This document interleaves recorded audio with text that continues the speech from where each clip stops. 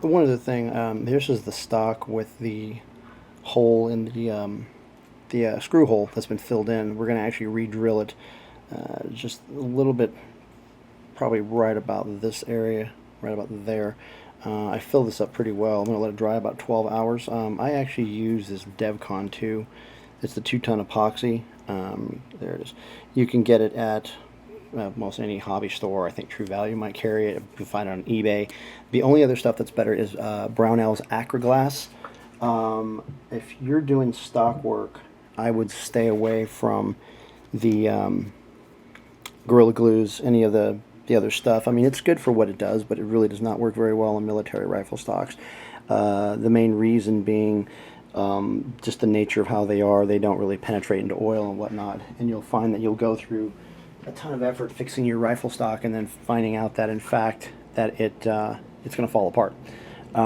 This rifle stock was in actually quite poor condition when I got it. I did little to no sanding. I do like to keep the original. You can see some of the original grain and pores. I tend not to sand out imperfections. This is part of the weapon's history. This is, the gun's been, it's a 100-plus-year-old gun. If there are any major cracks, I will epoxy those and then clean those up, whether I use wood dowels or whatnot. This one was sanded pretty bad. You can see some of these areas have been rounded off.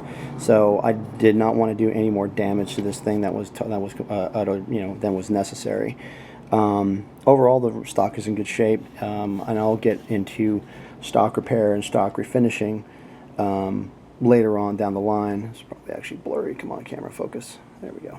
And then you can see a lot of what I do. I don't use the Minwax. I don't use any of the kind of quote-unquote commercial finishes. I actually use a leather dye. It's an alcohol dye. It penetrates the wood better, gives you a much cleaner finish. You can play around with it a little bit more, and you don't have the issues where you get the blotchiness and whatnot. These originally were probably finished in like a linseed oil or some type of a hand-rubbed finish.